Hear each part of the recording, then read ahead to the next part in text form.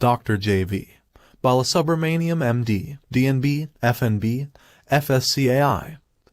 Qualification: MBBS from Sri Ramachandra University, Chennai 2006, MD from Sri Ramachandra University, Chennai 2009, DNB, National Board of Examination, New Delhi, India, 2013. Fellowships: FNB Interventional Cardiology, National Board of Examination, New Delhi, India, 2016. FIMSA, Fellow International Medical Sciences Academy, 2016. FSCAI, Fellow of Society for Cardiovascular Angiography and Interventions, USA, November 2018. FESC, Fellow of European Society of Cardiology, February 2020. Experience: Senior House Surgeon, Department of Gen.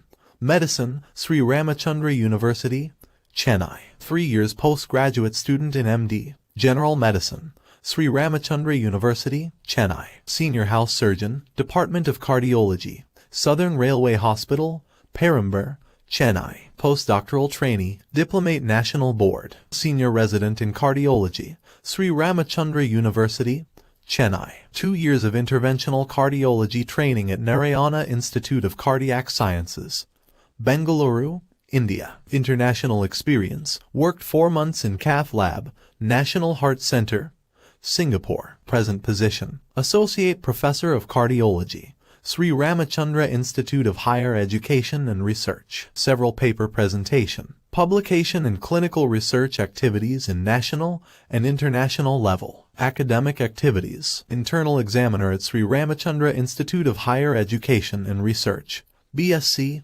Allied Health Sciences.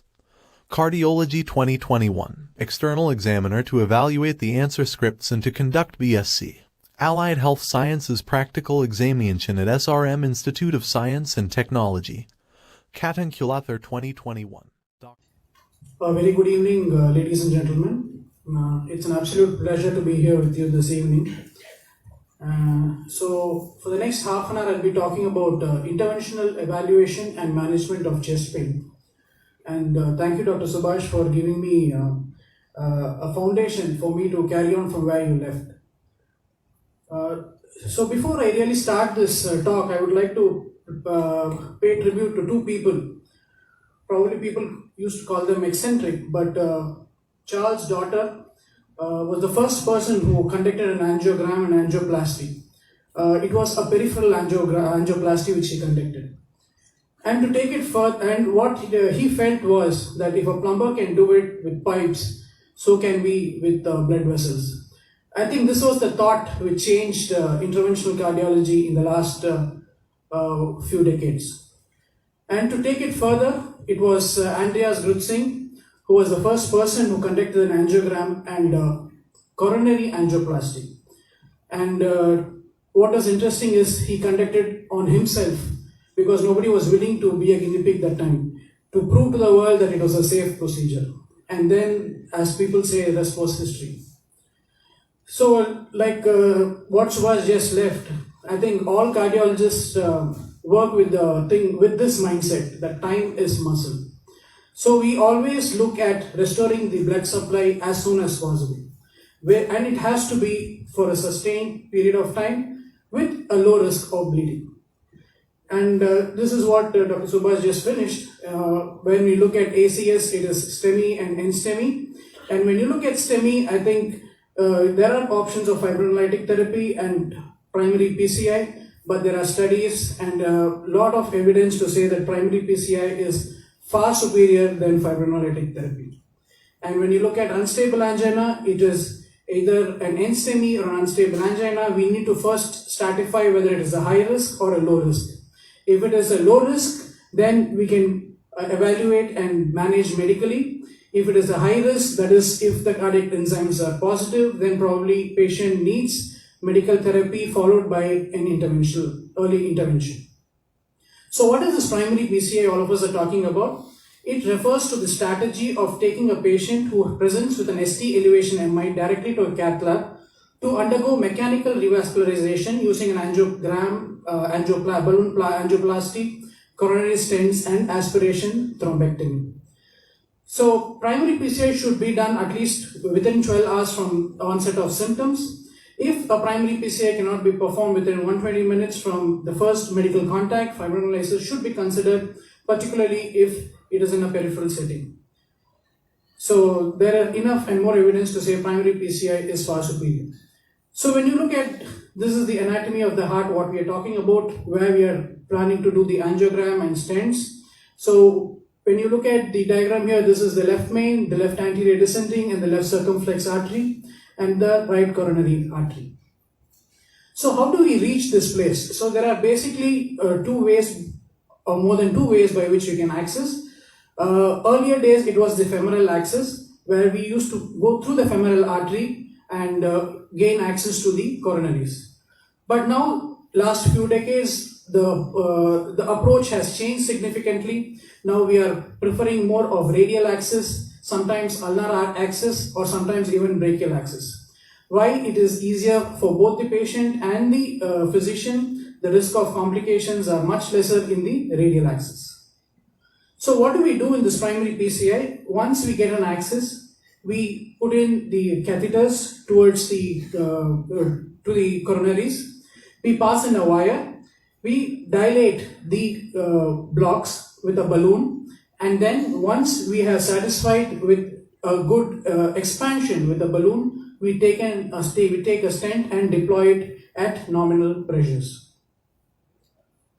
So the purpose of balloon is one, to first predilate the initial lesion, then after stenting to post-dilate a stent which you feel is a little underexpanded. Why is it important? Because a good if a stent is underexpanded, there is always a risk of a restenosis, or patient can come back with a re-MI. So depending on the plaque, there are different balloon materials which we use. But what does define a high-risk PCI? There are a lot of criteria where we need to risk stratify, explain to the patient that this is a candidate for a high-risk PCI and what we should do. So some of the criteria include, one, the cardiogenic shock. It's a nightmare for both the physician and the patient. If the left ventricular dysfunction is there, especially when there is a severe LV dysfunction, when the patient is in severe heart failure, or if the patient is having arrhythmias, or the hemodynamics are unstable, or the patient is very old, more than 70 years of age, if they have a different other comorbids like CVA, diabetes, renal dysfunction, all these things classify the patient into a high-risk criteria. So these are the materials, the catheters which we use to gain access to the coronaries. There are of different shapes, size, etc. Depending on the different anatomy, we need to choose the right catheter. If you don't choose the right catheter, the whole procedure gets difficult. So this is the first step we need to do, choosing the right catheter. Both for the left coronary, there are different catheters. The right coronary, again, there are different catheters. So this is one patient which I had to deal recently. This is a patient who is a 56-year-old male patient, diabetic, who came with an inferior wall MI with complete heart block, cardiogenic shock. And so after explaining the risk to the patient's family, we have taken up the patient for a high-risk PCI. So when you look at the first angiogram, this is the left main, this is the left anterior descending artery, this is the left circumflex artery. So they look quite fine, they're quite normal. And when you look at the right coronary artery, you can see that the coronary is completely occluded. So the vessel which is supposed to come all the way down is completely occluded in the proximal segment.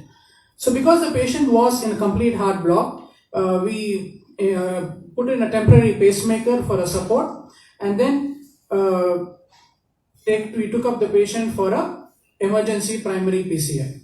So when you look at the different slides, you can see that once you can see the wire here, which I had wired the right coronary artery, and with a thrombus aspiration, I try to remove as much as thrombus as possible.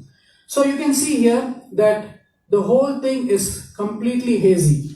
So all this is thrombus. So the vessel which got completely blocked here has started to open up after wiring and doing a thrombus aspiration. So when you look at this anatomy, there's no way a thrombolytic therapy was going to dissolve this clot. So after this, after a recurrent use of thrombus aspiration, finally we had a decent flow. I won't say a good flow, a decent flow, but you can see that there are significant blocks here. So this cannot be left as such. We need to stent the vessel, otherwise this is going to have a restenosis again. So after stenting, I had to use two stents, one from the distal to the mid segment, the second from the mid segment to the proximal segment. And after we did this, I had a good flow, TIMI3 flow, and patient's pressures picked up. The rhythm abnormality became better. Although patient was in the ICU for a couple of days, within 2 days patient was extubated. Patient was intubated at the when we took up the patient. Patient was extubated. The temporary pacemaker was off, and patient was shifted to the ward on day 3 and discharged on day 5. So this is the beauty of the primary PCI, which otherwise a thrombolytic therapy would not have achieved this kind of a result. So let us look into a next case.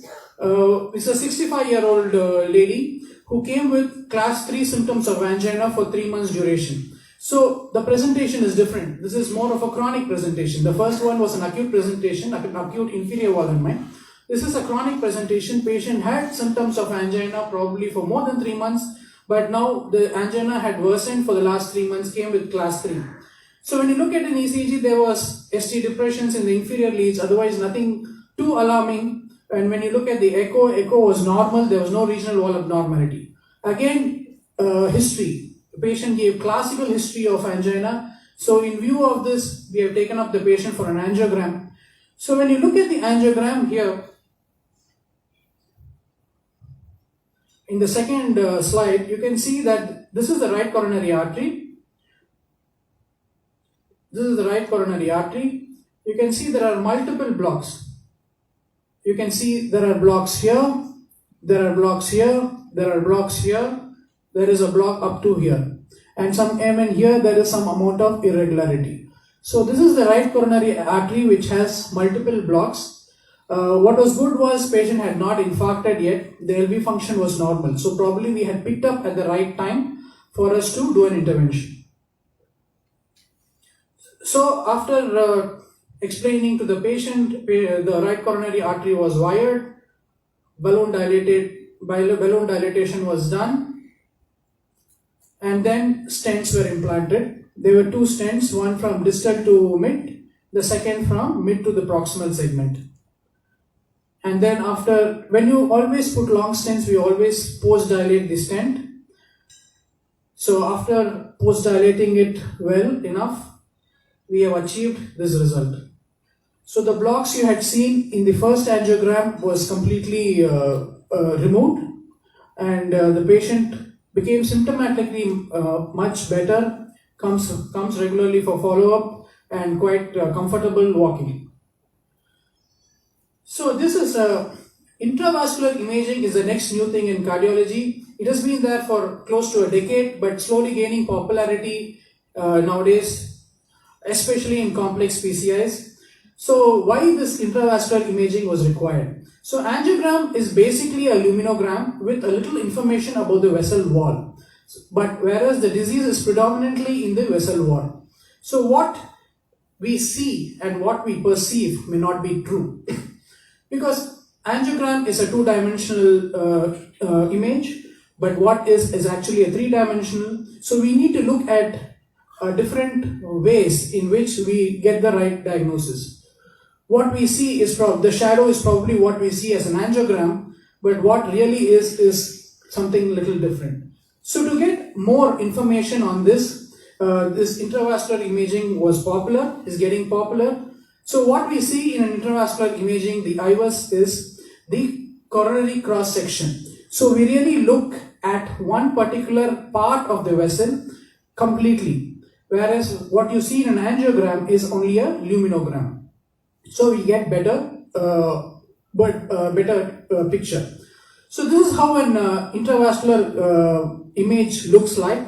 So this is, you are literally getting into the eye of the coronary artery. So from inside you see the whole coronary artery. So this is the catheter which has an ultrasound. So this is the catheter with the first thing. The second circle, the green circle, is the vessel lumen area, and the blue one is actually the size of the vessel. So when you look at here, this is the catheter, this is actually the vessel size, and this is the plaque which we see. So this gives us a better idea about what is the plaque we are dealing with and what is the material in which it is. So what is it used for? It can be used for a number of things. One, for starting, it can really tell us how the plaque is, whether it is a fibrous plaque, whether it's a calcified plaque. It tells us what is the length of the lesion. It tells us where exactly we can land the stent. Especially we need to stand between two normal areas. So sometimes the luminogram, you may not pick up all the plaques which can be picked up with the IVUS. So when you look at here, this is the bright calcium, which is always it's a nightmare for the interventionalist. Once you see calcium, I think the whole approach changes, because a normal balloon will not crack the calcium completely. So we need to look at other modes of treatment. So this is another method of intravascular guidance, which is called the OCT, which also gives us enough information looking into the vessel wall. So once you see the calcium, there are different ways in which we can use. There are special balloons which have blades which can help to crack the calcium, which are called the cutting balloons. Another method of dealing with calcium in the coronary is something called rotational atherectomy, or in other words called rotablation. So what happens is, this is a catheter which has a diamond coated burr. Burr is nothing but blades. So what it does is, it goes through the calcium and cuts the calcium, making the calcium, once the calcium gets cut, the balloon is used to expand the vessel. So this is one patient which we had to deal with. So this is the right coronary artery again. So once you did the IVUS, you can see there is a significant block in the right coronary artery here. There was a lot of calcium, almost 180-degree calcium around the vessel wall. So there was no way that a balloon was going to dilate this. So we went up with the rotablation. So this is the rotablation. So this is the diamond burr which goes into the vessel. It really goes through the block and breaks the calcium.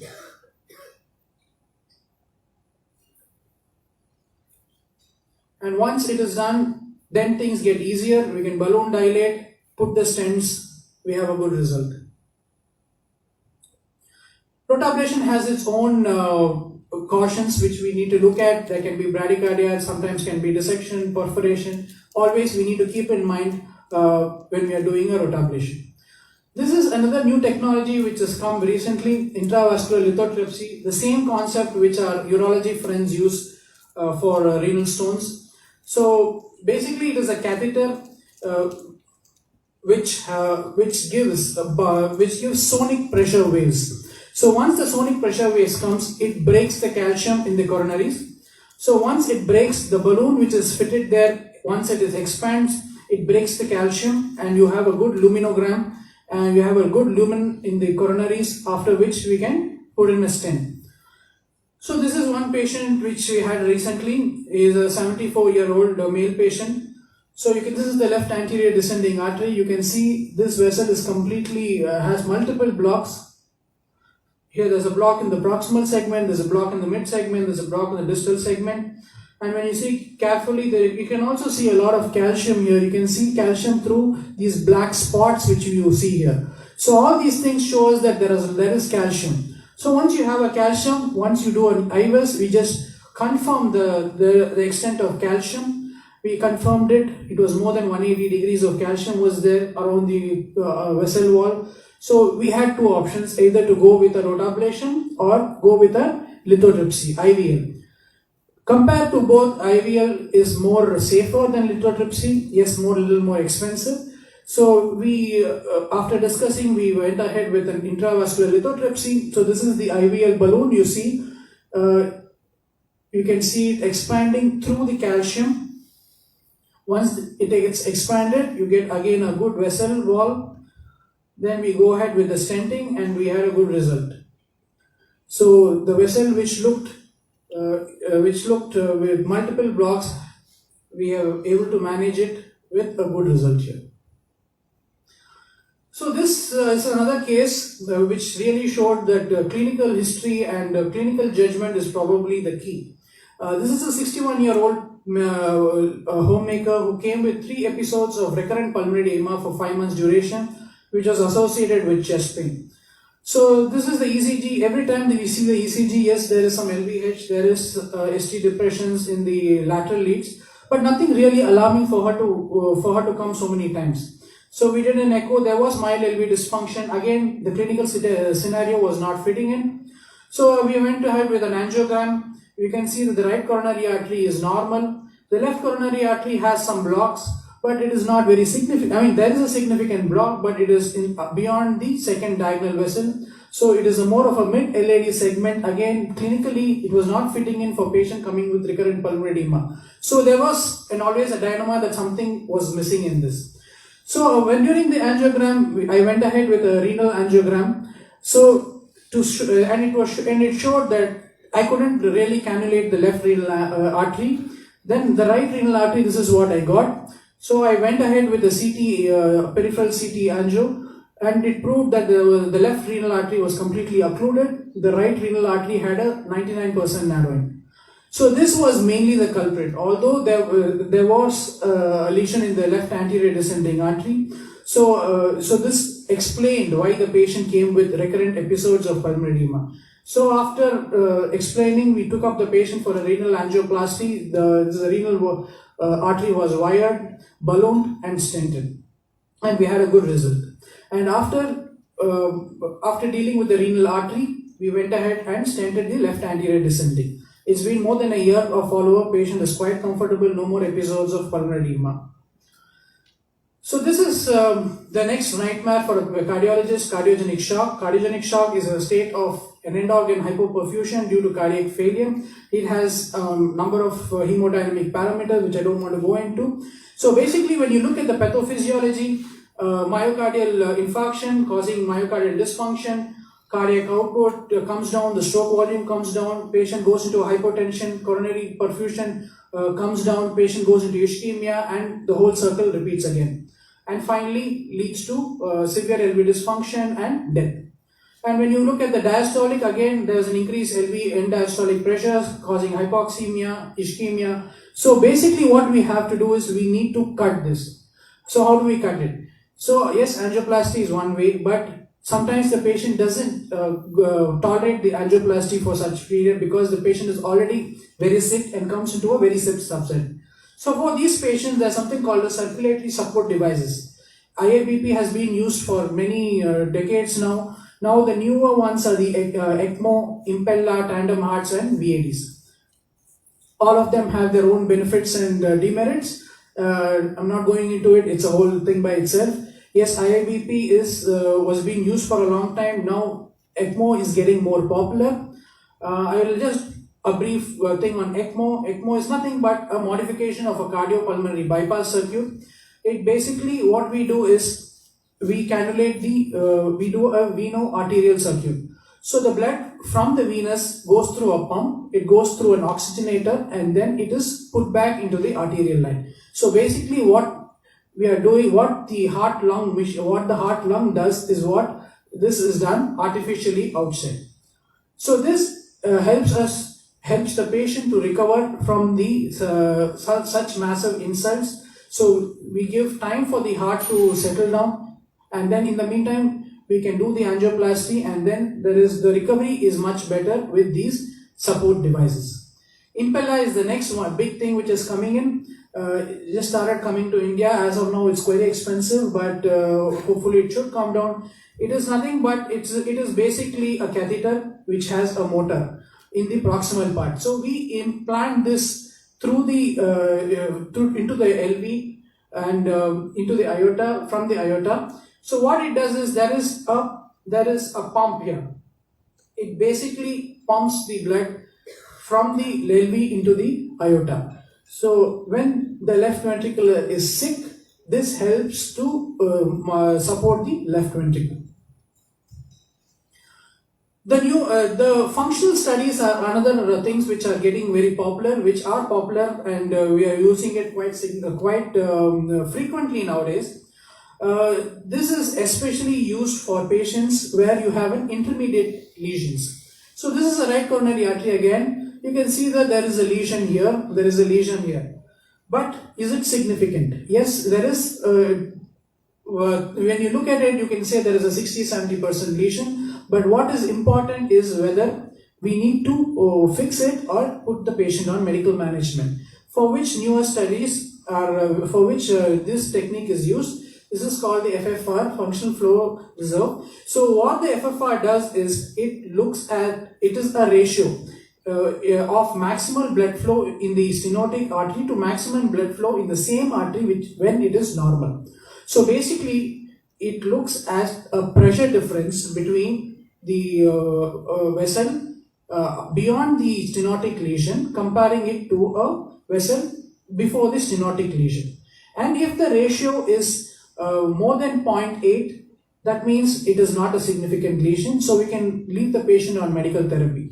And if it is less than 0.8, then it means that the lesion is significant and we need to attend to that lesion.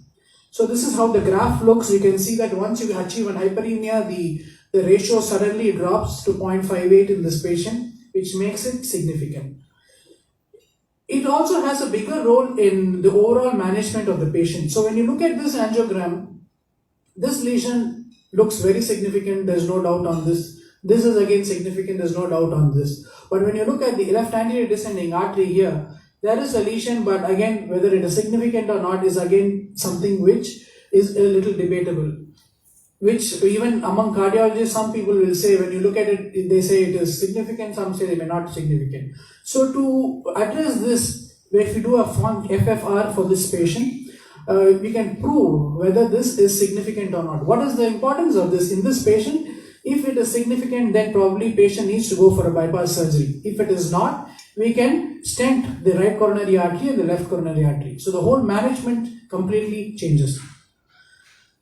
This is another case, another 72-year-old male patient who was diagnosed to have moderate aortic stenosis 5 years back, who came with exertional angina and dyspnea, almost class 2 to 3 over 5 months duration.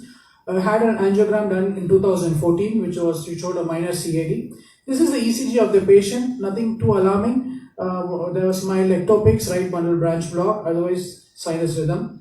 So when you look at the echo, there was a densely calcified aortic valve with an aortic valve gradient of 39 and 26, which may look a little less, but post ectopic the gradients went very high. So we were underestimating the gradients of the aortic valve because of the LV dysfunction. So once we had, and when you look at the aortic valve as such, it was significantly narrowed, less than 0.7 square centimeters. So once we made the diagnosis of severe aortic stenosis with patient with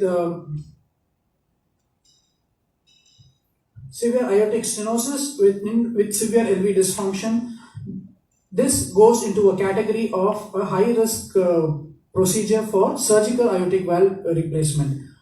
So what are the new technique available? Now the TAVR or the TAVI technique is come, where you can replace the aortic valve or implant another artificial aortic valve transcatheterically. So this patient underwent an angiogram. You can see the significant block in the right coronary artery, which was dealt with rotablation.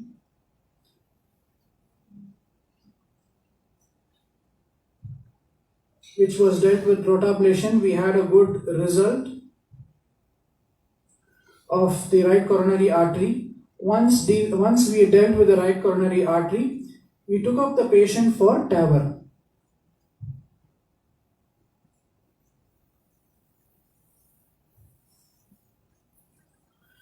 So this is another new technique which can be used for patients who come under severe high risk category of aortic valve replacements. So you cross the aortic valve, and this is the artificial valve, the TAVR valve. We can see in the last slide there.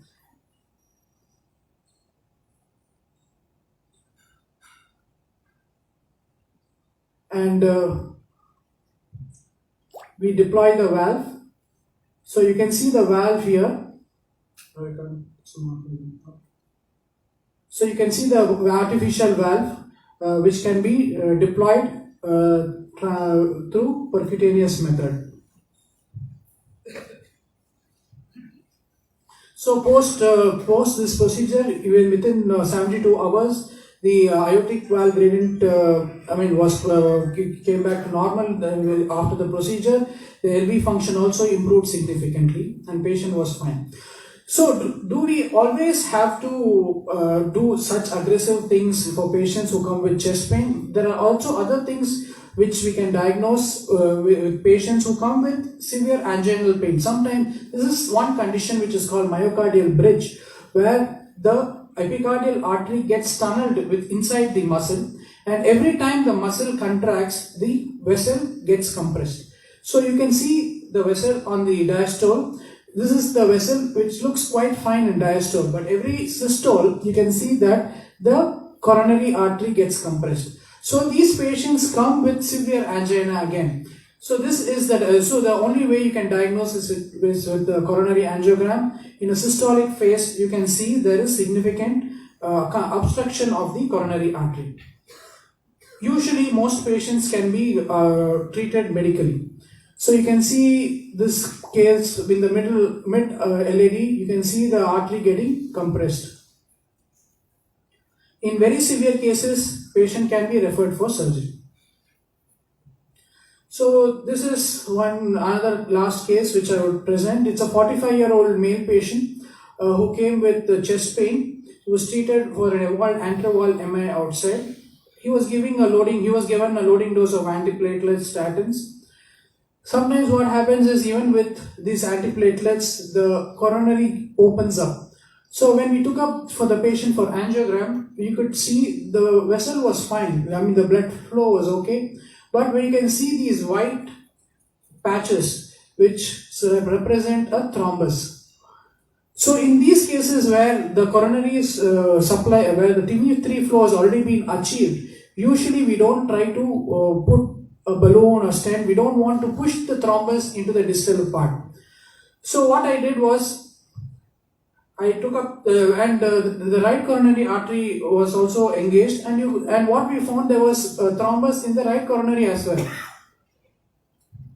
So probably some hypercoagulable state was going on. The patient was a young patient, so considering the young nature of the patient, I had given an intracoronary thrombolysis of tenecteplase of 20 milligrams. I kept the patient in ICU for 48 hours, gave antiplatelets, heparin, anticoagulants, followed up the patient, and did a check angio after 3 weeks, and I could see that the thrombus had got dissolved, and patient is doing well. So there are situations where, as an interventional cardiologist, you need to know when to be aggressive, when not to be aggressive, when medical therapy works better than the interventional therapy. I think that is the decision which we need to make. I would like to end with this slide. This is the first angiogram done by Grutzing, and the first angioplasty done in 1977 by Grutzing. And this is a very popular picture among the cardiologists. So I would like to end by saying the real test of technology is how it positively influences human life. Thank you for this opportunity.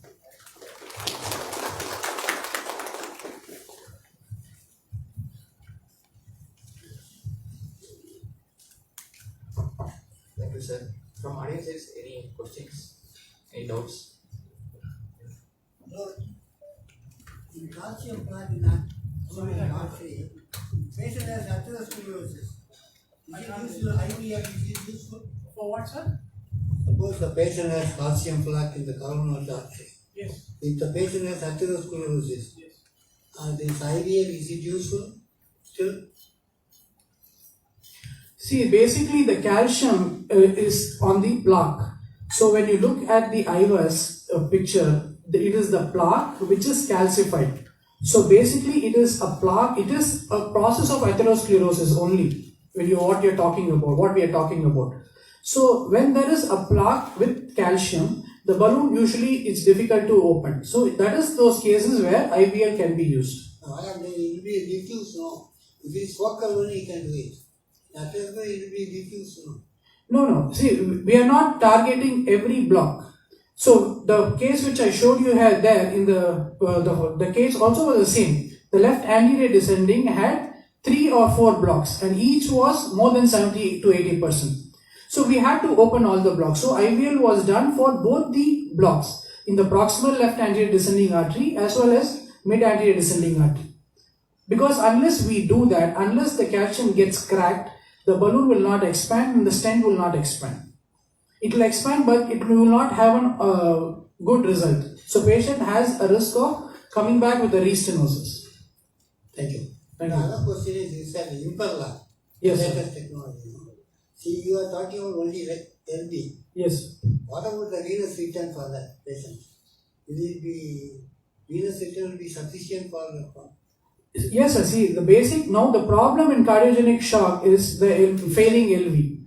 So we have to deal with the cardiogenic shock first. So unless you support the LV, you are not going to bail out the patient. That is the only option now with a lot of these cardiac support devices, circulatory support devices. Thank you. Thank you. Thank you, sir. I request Dr. Madhivanan, sir, to honor our speaker, Dr. J.V. Balasubramaniam, sir.